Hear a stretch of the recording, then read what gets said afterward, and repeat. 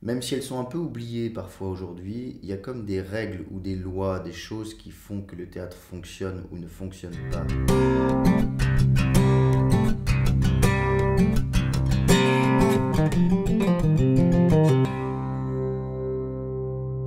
Au théâtre, quand on veut exprimer quelque chose, si le personnage a d'abord une réaction et exprime quelque chose avec le corps et ensuite parle, c'est beaucoup plus compréhensible. Donc ça, c'est des espèces de règles qui n'ont pas été instituées de façon arbitraire, mais parce que ça marche, tout simplement. Et forge me fire, a sword for my smiting, a sword for my smiting. Yes. Disons qu'on s'appuie beaucoup sur le travail de Rudolf et Mary Steiner, qui d'une certaine manière, sont précurseurs dans des techniques qui permettent d'allier la nécessité on va appeler ça ce caractère renforcé dont on a besoin au théâtre. Vous ne pouvez pas au théâtre jouer comme au cinéma. Si vous êtes dans une attitude trop naturaliste au sens premier du terme sur une scène de théâtre, vous êtes ennuyeux, c'est tout. C'est pas, encore une fois, ce n'est pas par principe qu'on dit ça, c'est parce que ce qui compte, c'est ce qui est efficace, c'est ce qui marche.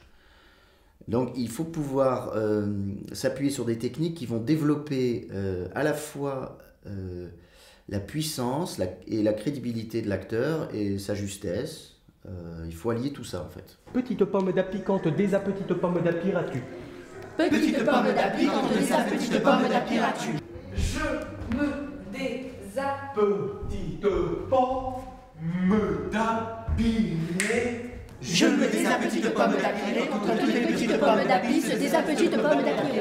Rudolf Steiner, alors pour le coup, a proposé de renouer avec une pratique qui était celle de nos ancêtres de la Grèce antique, de faire de la gymnastique grecque. Alors la course, le saut, la lutte, le disque et le javelot.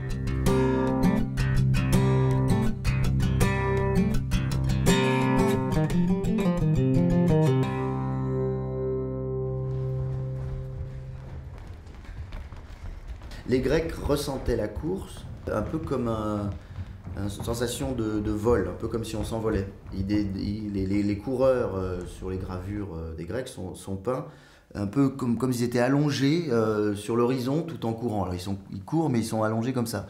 Ce qui n'est pas du tout une position réelle. On ne court pas comme ça parce que sinon on s'épuise. Mais par contre, c'est cette sensation de se laisser aller sur un espèce de mouvement.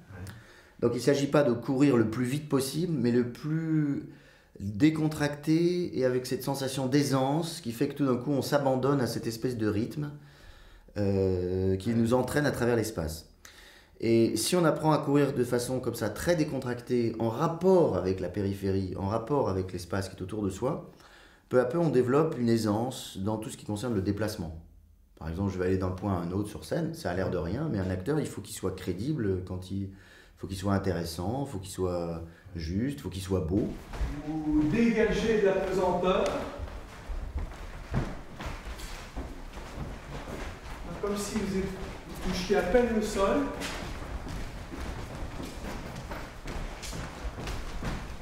Encore plus. Puis on va chercher l'équilibre. On se relie de nouveau au sol. Et on cherche l'équilibre entre cette sphère sous les pieds, la pesanteur, et cette étoile. Et c'est la beauté du geste aussi. Voilà, c'est ça. Et alors le geste, ça se travaille.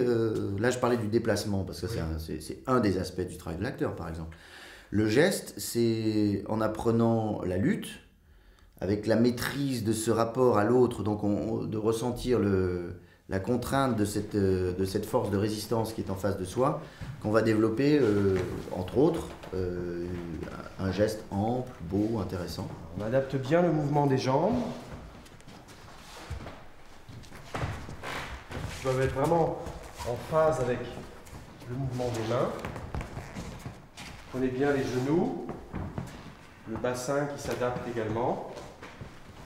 Et on garde la pression constante. Alors ça combiné d'ailleurs, si on parle du geste maintenant, la lutte ne suffit pas, il faut d'autres activités. Par exemple, on travaille ici actuellement, il y a toute une période, alors c'est Marc Kousker qui s'occupe de cet aspect-là par exemple ici, la gestuelle à partir du masque. On va travailler le masque, non pas forcément pour devenir des acteurs de commedia dell'arte ou pour faire refaire du théâtre antique, pas du tout, mais parce que dès qu'on met un masque, on est obligé de rentrer dans une expression qui implique tout le corps.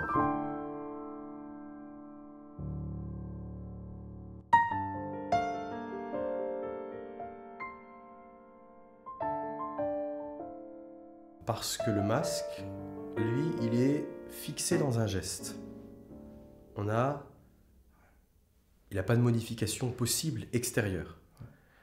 Donc, on va devoir créer un langage, amener un langage corporel qui, lui, va être l'essentiel de l'expression.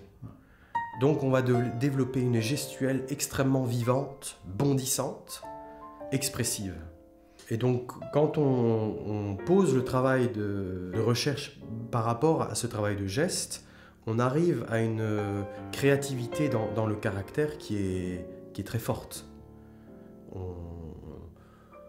Caractère du personnage. Caractère du personnage. Hein, on cherche le personnage dans toute sa gestuelle corporelle. Quels sont ses centres de gravité, ses tensions? Est-ce qu'il est ventre? Et qu'est-ce que ça veut dire, être ventre? Est-ce qu'il est talon? Est-ce qu'il est je sais quoi? Mais en tout cas, ça va donner un langage corporel extrêmement fort. Par contre, notre but n'est pas de renouer ou de refaire un théâtre, un énième théâtre antique. Les choses ont évolué. Notamment, il faut quand même parler de l'influence du cinéma et de la radio.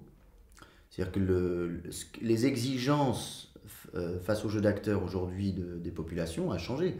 Au XIXe siècle, Sarah Bernhardt, avec une jambe de bois, pouvait jouer Hamlet tout en étant une femme, et elle déclamait comme ça les vers, et ça passait très bien. Aujourd'hui, ce serait beaucoup plus difficile à faire. Il faudrait trouver d'autres nuances, d'autres subtilités. Et du fait de l'influence du cinéma, et ça c'est peut-être, je dirais moi, l'apport positif de ce médium, c'est-à-dire qu'en fait, ça a obligé il faut atteindre vraiment une certaine finesse dans l'expression, une justesse parfaite. Et la conscience aujourd'hui est aiguisée à cette espèce d'exigence. Attends que les autres soient arrêtés et ensuite tu cherches l'espace de fuite. Attention, il faut qu'ils puissent sortir.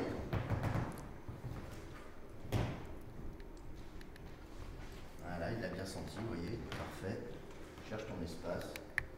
Et il est absolument indispensable que même l'acteur de théâtre puisse, tout en développant la puissance dont on a besoin quand on est sur scène, puisse en même temps arriver à cette finesse, cette délicatesse, cette subtilité de ce qu'on appelle du geste et du geste invisible, c'est-à-dire la présence de l'acteur au-delà du corps, hein, dans sa relation à l'espace et au public. Putain. Baissez un peu même. Voilà. Vous là devant aussi.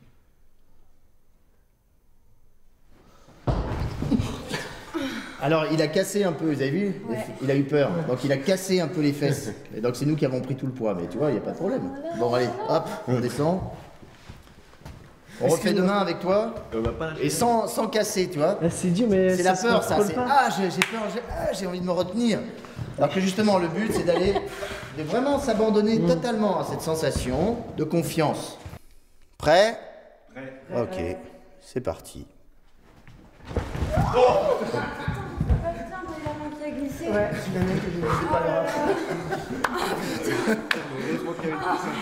C'est que t'es tombé vachement loin. C'est génial. Ouais, t'es tombé loin, t'es tombé loin. Ah ben, mais du coup, la main, elle a glissé. Je suis grand. Ici, c'est une école où on travaille en fait énormément.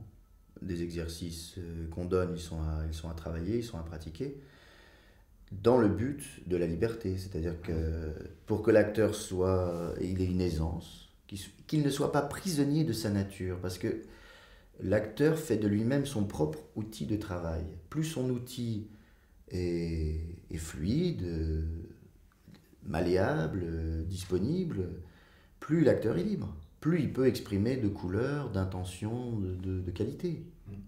Alors tout ce qu'on donne ici, c'est, on espère, c'est des techniques pour élargir ce registre d'expression, rien d'autre.